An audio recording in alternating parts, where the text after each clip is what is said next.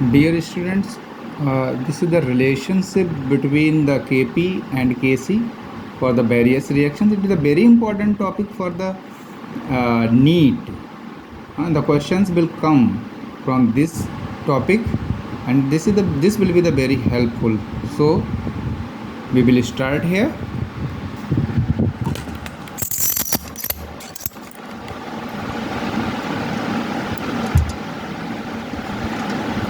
Like this one here. Find out relationship between Kp and Kc for the following reactions. देखिए यहाँ पर जैसे N2 + 3H2 gives 2NH3, H2 + I2 reversible 2HI, 2NOCl gives 2NO + Cl2। तो यहाँ पर ये देखना है कि जो Kp Kc का रिलेशन हमको निकालना है। Kp Kc का रिलेशन हम मान लीजिए इस रिएक्शन के लिए निकाल रहे हैं N2 + 3H2 रिवर्सिबल 2NH3। तो यहाँ पर मुझे पहले से ही ये चीज़ बताई गई है, हम लोगों ने पहले रिलेशन पढ़ चुके हैं, क्योंकि अब हमें 12th के हिसाब से तो पढ़ाना नहीं है, तो हमें पढ़ाना है आपको नीट के हिसाब से। तो हम इस रिलेशन के बारे में जानते हैं। क्या जानते हैं? Kp = Kc RT⁴ तो इन दोनों के बीच में जब रिलेशन निकालना है तो मुझे किसी भी रिएक्शन के लिए अगर हम बात करें तो मुझे ΔN की वैल्यू पता होना चाहिए। ΔN निकालना है तो रिएक्शन नोट कर लेते हैं यहाँ पर। N2 + 3H2 reversible 2NH3। यहाँ पर अगर हम देखें बात करें तो 1 मोल है इसका, ये कोफिशिएंट है, ठीक है, इनको कोफिशिएंट बोलते हैं, स्टिकोमेट्रिक कोफिशिएंट बोलते हैं इनको। तो यहाँ पर 1 है, यहाँ पर 3 है, तो इसके 3 moles of hydrogen, this will be the 2 moles of ammonia gas. यानी 1 mole of nitrogen whenever react with 3 moles of the hydrogen then 2 moles of ammonia will form. तो यहाँ पर 1 मोल इसका रिएक्ट करता है, 3 मोल इसके रिएक्ट करते हैं, यानी रिएक्टेंट के टोटल मोल्स को अगर हम देखें तो 4 मोल हो गए, ठीक है। ये 4 मोल हैं, टोटल 4 मोल्स हैं, और ये 2 मोल्स हैं। तो ΔN की वैल्यू जब हम निकालते हैं यहाँ पर तो ΔN = क्या होता है?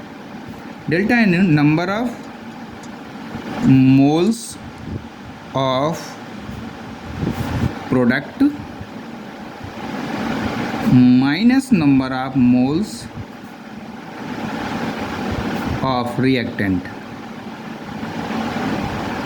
ठीक है। तो प्रोडक्ट कितना है तुम्हारा यहाँ पर 2 मोल, रिएक्टेंट 4 मोल, तो 2 - 4 = -2, यानी ΔN = -2। देन अगर हम बात करें यहाँ पर तो Kp इस इक्वेशन में आप वैल्यू पुट कर दीजिए, वैल्यू पुट करें यहाँ पर, ठीक है। तो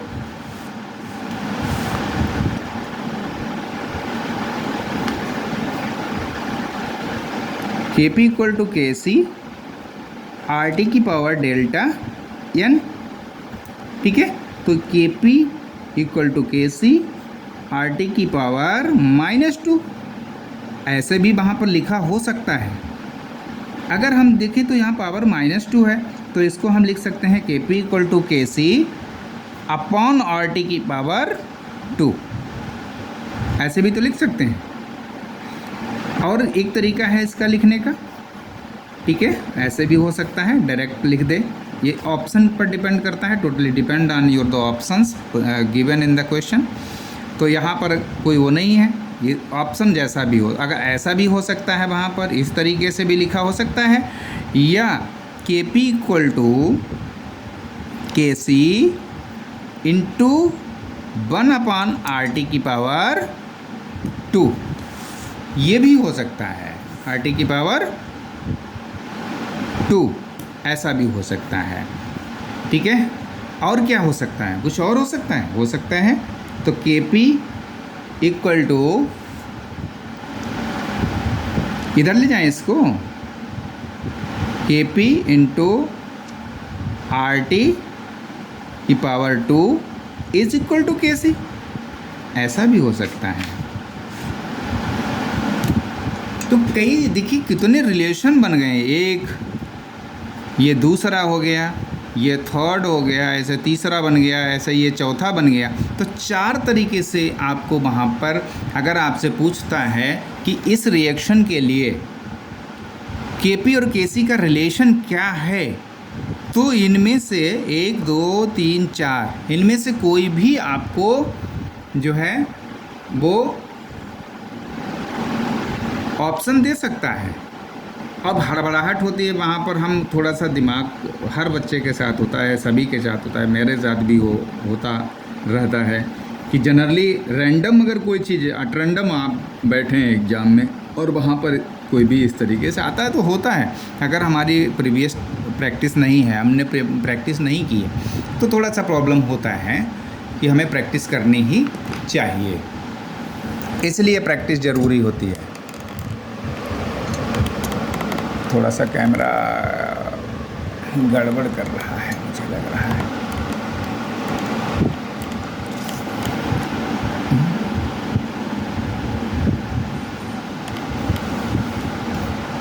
शायद दिख रहा होगा आपको कंप्लीट। तो इस तरीके से हम लोग दूसरी रिएक्शन के लिए भी हम निकाल सकते हैं। क्लियर? बात सुन लिया? तो ये केपी केसी का रिलेशन हम लोग पढ़ रहे थे। इसी तरीके से हम लोग और भी दूसरा रिएक्शन भी देख पाएंगे। जस्ट वी विल सी है। दूसरा है, जैसे यहाँ पर हम बात कर लें, एक आपको गिवन रिएक्शन है, मान लीजिए हमारे नोट्स हैं ये, आप अगर चाहेंगे तो मैं ये नोट्स आपके लिए डाल दूँगा, हैंड रिटन नोट्स हैं and I will send on the channel. ठीक है, तो मैं डाल दूँगा और उसको जो इम्पोर्टेंट टॉपिक्स हैं जहाँ पर मैं टिक भी कर दूंगा कि यहाँ पर मैंने, क्योंकि ये बच्चों को ही नीट वालों को पढ़ा रहे थे, तो वहाँ पर मैंने ऑलरेडी मेंशन भी कर दिया था कि ये टॉपिक नीट के लिए इम्पॉर्टेंट है, यहाँ से क्वेश्चंस एराइज होते हैं। ठीक है, बात सुन लिया? इसको थोड़ा शॉर्ट में भी बता दिया जाएगा, इसको शॉर्ट में भी बता देंगे। अभी तो टिक इस तरीके से बता ही दिया है, लेकिन इसको और शॉर्ट में आपको बता देंगे। ठीक है, दूसरा है आपका H2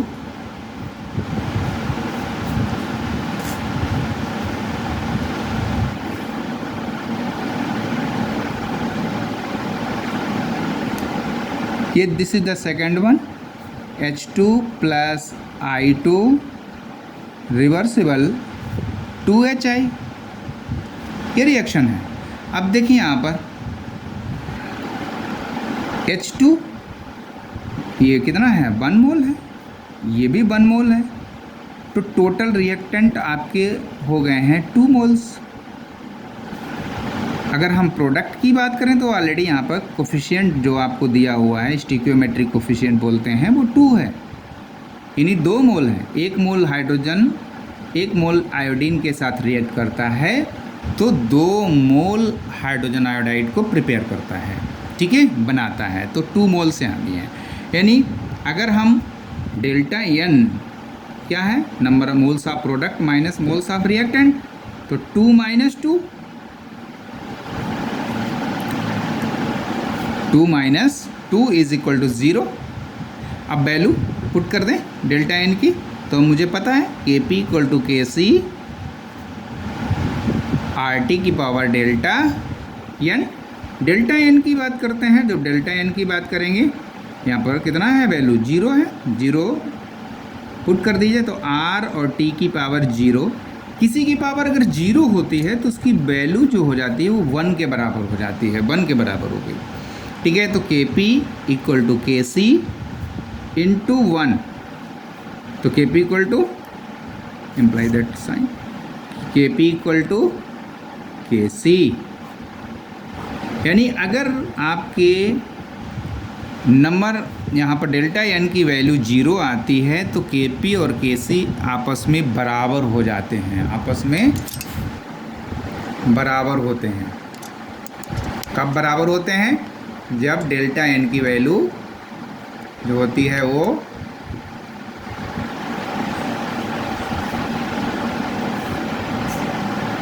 जीरो होती है। ओके, तो Kp इक्वल टू Kc होता है। ठीक है, अच्छा एक और रिएक्शन है, उसको भी हम लोग देखेंगे। देख लेते हैं। इसके लिए क्या होगा पता कर लेते हैं, ठीक है। तो third one reaction is the, तीसरी रिएक्शन कौन सी है? तीसरी रिएक्शन में 2NOCl रिवर्सिबल,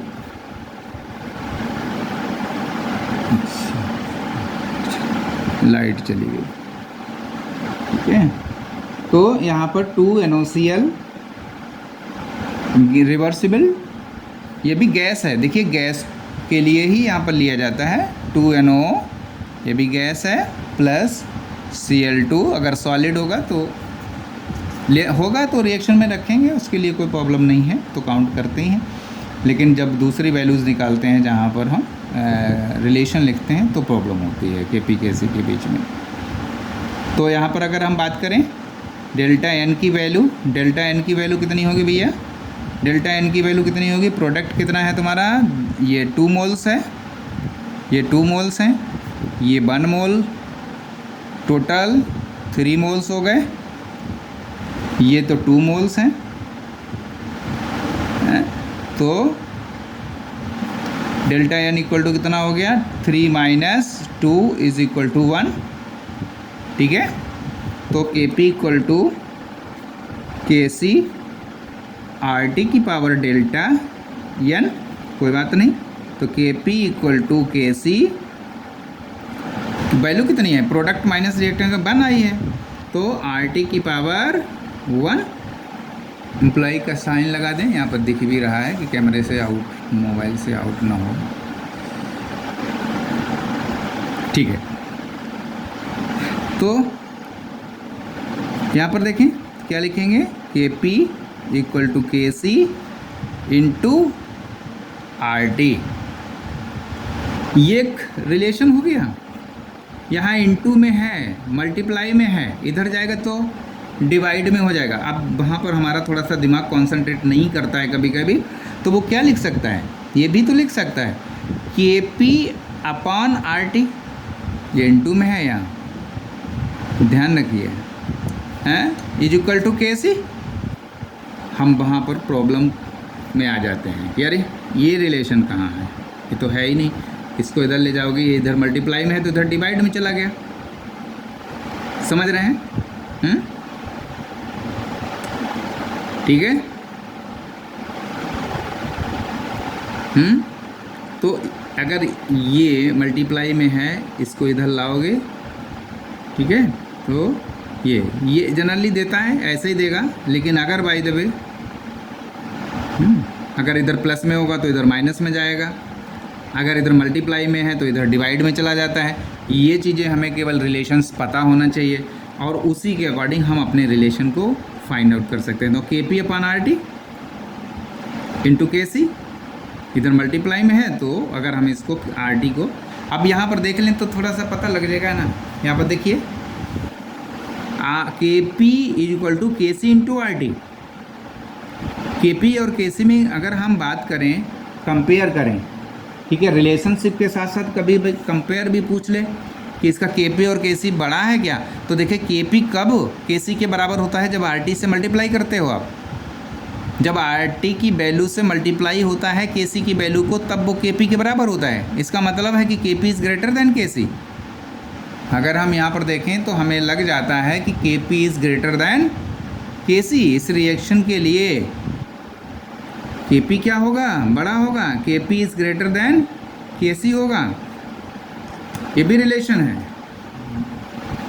ठीक है, ये भी पूछ सकता है। यहाँ पर हमें ये भी पता होना चाहिए। ये कभी कभी पूछेगा कि Kp और Kc के बीच रिलेशन ऐसा भी दे दे। अगर पूछेगा कि इस रिएक्शन के लिए Kp is greater than Kc, Kp is equal to Kc less than Kc, तो ये भी आपको एक तरीके से आपके दिमाग में चलना चाहिए। क्योंकि ये भी एक देखिए कंपटीशन में कभी कभी आपको आपके प्रेजेंस ऑफ माइंड को भी वो थोड़ा सा चेक करते हैं कि आप देखिए चीज़ें तो प्रॉपर मैथमेटिकली हैं, ये होती हैं ऐसी, लेकिन क्या आप उसको तुरंत पकड़ पा रहे हो? चीज़ों को उतना आप तुरंत उसको क्लैरिफाई हो रहा है तुम्हारे दिमाग में कि नहीं, हाँ ये ठीक है, ऐसा भी होता है। बस यहीं पर यही माइंड आपका जो प्रेजेंस ऑफ माइंड है यहीं वहाँ पर ज़रूरत होती है। इसलिए माइंड को बहुत कूल रखने की ज़रूरत होती है, चीज़ों को धीरे धीरे निकालने की ज़रूरत होती है। मतलब इतना ज़्यादा टाइम तो होता नहीं है मेरे पास कि हम बहुत टाइम ले लें, लेकिन फिर भी if we are having the practice then no problem at it all. Thank you very much.